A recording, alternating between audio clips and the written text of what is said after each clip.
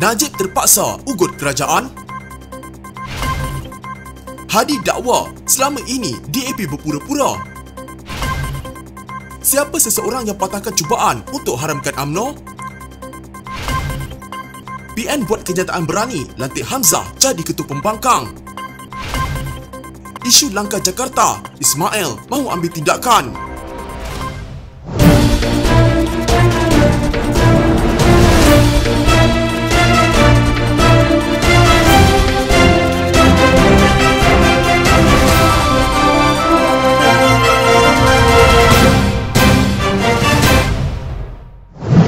Bekas Perdana Menteri Datuk Seri Najib Razak terpaksa mengugut Kerajaan Perikatan Nasional untuk meluluskan pengeluaran akaun 1 kumpulan wang simpanan pekerja KWSP dan pelanjutan moratorium pinjaman secara automatik sekiranya mahu Barisan Nasional menyokong bajet 2021. Pentadbir laman Facebook Najib Razak berkata, apa yang berlaku ketika itu adalah selama berbulan-bulan Muhyiddin dan Kerajaan Perikatan Nasional memberi pelbagai alasan kenapa pengeluaran KWSP dari akaun 1 seperti dicadang dan disokong oleh bekas Presiden UMNO itu adalah tidak patut dan tidak boleh dibenarkan. Ya, memang Najib ugut Kerajaan Perikatan Nasional masa itu sebab Muhyiddin dan Kerajaan Perikatan Nasional tak mahu dengar keluhan dan tidak peka kepada penderitaan rakyat ketika itu. Tetapi Najib ugut sebab ia untuk menyelamatkan jutaan rakyat Malaysia. Katanya dalam hantaran Facebook, beliau memberitahu tindakan itu terpaksa dilakukan kerana ramai yang sudah tiada pilihan lain akibat terlalu terkesan dengan perintah kawalan pergerakan separuh masa yang berpanjangan. Najib tak dapat satu sen pun dari kedua-dua kelulusan tersebut, jelasnya. Pentadbir laman Facebook Najib Razak turut mengakui memang Muhyiddin dan Kerajaan Perikatan Nasional yang meluluskan pengeluaran KWSP kerana Najib tidak mempunyai jawatan atau kuasa dalam kerajaan ketika itu. Sehubungan itu beliau berpandangan adalah tidak adil untuk mengkritik Muhyiddin dan Perikatan Nasional kerana mengambil kredit atas kelulusan pengeluaran KWSP. Tetapi Muhyiddin dan Kerajaan Perikatan Nasional bukan luluskannya secara sukarela, katanya. Parti DAP didakwa sebagai golongan yang berpura-pura menentang rasuah, perompak, lanun dan segala salah laku. Presiden PAS Tan Sri Abdul Hadi Awang mendakwa kepura-puraan tersebut jelas apabila parti tersebut telah bergabung dengan pihak yang dikutuk oleh mereka. Ditelanjangkan dirinya sendiri betapa slogan menentang rasuah, perompak, lanun dan segala salah laku hanya penuh kepura-puraan sahaja. Hal ini jelas berlaku apabila semua pihak yang dikutuk tersebut diajak untuk bergabung bersama dan diajak sesiapa sahaja dalam kerajaan yang dibentuk bagi mencukupkan jumlahnya dengan cara begitu rupa tanpa rasa malu, kata Abdul Hadi. Dalam serangan terbaru terhadap DAP yang kini menjadi kerajaan bersama-sama beberapa parti termasuk UMNO, Abdul Hadi berkata pemimpin DAP telah mendedahkan wajahnya yang sebenar terhadap Islam. Bagaimanapun katanya, PAS mengalu-alukan kenyataan yang dibuat oleh pemimpin DAP berhubung gelombang hijau yang berlaku pada pilihan raya umum ke-15 lalu.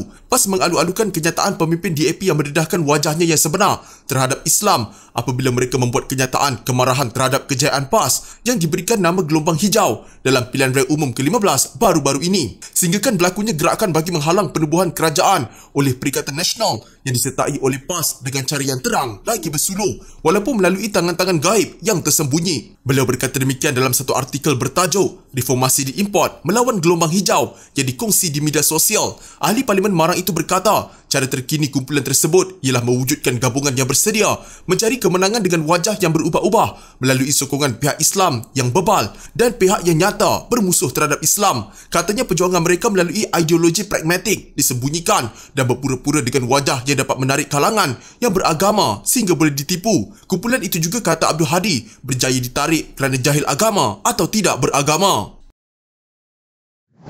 Presiden UMNO Datuk Seri Dr. Ahmad Zahid Hamidi mendedahkan cubaan untuk mengharamkan UMNO pernah dipatahkan seseorang. Bagaimanapun pengerusi Barisan Nasional itu tidak mendedahkan identiti sebenar seseorang yang beliau maksudkan itu. Beliau berkata demikian sebagai maklum balas kepada kenyataan pengerusi Perikatan Nasional Pahang Datuk Seri Saifuddin Abdullah matlamat dan objektif penubuhan bersatu untuk menggantikan UMNO tercapai selepas memperoleh kemenangan 70 daripada 112 kerusi majoriti Melayu pada pilihan raya umum ke-15. Saya telah bagi tahu daripada awal-awal bahawa matlamat penubuhan bersatu jelas secara tersurat dan tersirat untuk membunuh UMNO. Jelas bahawa di dalam PR15 matlamat ini sebenarnya jauh daripada sasaran mereka. Kita harap ini akan menimbulkan kesedaran dalam kalangan rakyat, khususnya ahli-ahli akad umbi, bahawa tujuan halus mereka itu mesti ditolak ahli-ahli UMNO keseluruhannya, katanya lapor Berita Harian. Beliau berkata demikian kepada pemberita selepas menghadiri sambutan ulang tahun ke-10 Persatuan Usahawan Wanita Cina Malaysia WCWEA. Ahmad Zahid berkata, UMNO tahu matlamat bersatu lebih jauh daripada itu sebenarnya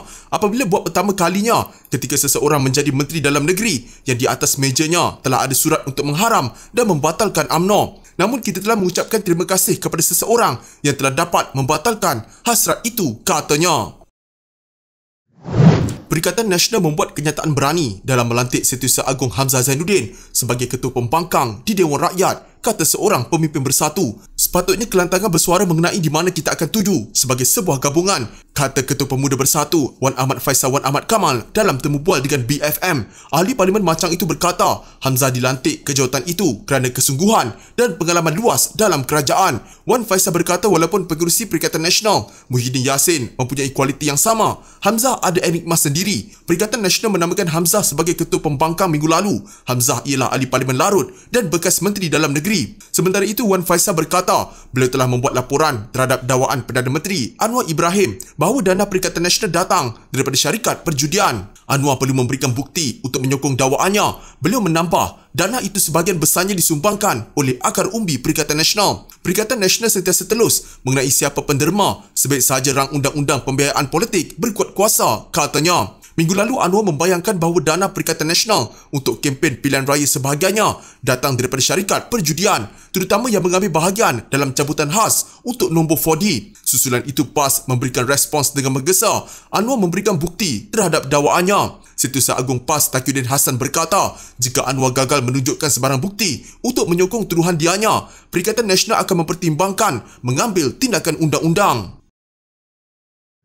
Ismail Sabri Yaakob akan mengambil tindakan undang-undang terhadap sebarang fitnah yang mendakwa dia merancang sesuatu dengan pengerusi Perikatan Nasional Muhyiddin Yassin di Jakarta baru-baru ini. Dakwaan itu tersebar gara-gara ketidakhadirannya dalam mesyuarat Majlis Kerja Tertinggi UMNO pada 8 Disember lalu. Kalau nak fitnah orang pun, biarlah munasabah sikit. Kalau dalam rekod immigration, saya tak keluar negara, maknanya saya dalam negara lah. Saya sudah pun mengarahkan peguam saya untuk mengambil tindakan undang-undang kepada pemfitnah, katanya kepada Malaysia Kini ketika ditanya berkaitan dakwaan itu. Selain Ismail Sabri, Mahzir Khalid yang juga naib Presiden UMNO tidak hadir dalam mesyuarat tersebut. Mesej di media sosial yang dikongsi berulang kali oleh individu yang tidak dikenali mendakwa Ismail Sabri dan pemimpin UMNO yang tidak hadir mesyuarat MKT UMNO pada malam itu berada di Jakarta dan sedang merancang sesuatu. Menggelarnya sebagai langkah Jakarta. Muhyiddin juga dikatakan turut berada di sana. Sementara itu, Ismail Sabri berkata dia berada di Berak ketika mesyuarat MKT dan makan nasi daun pisang bersama seorang wartawan veteran ketika itu.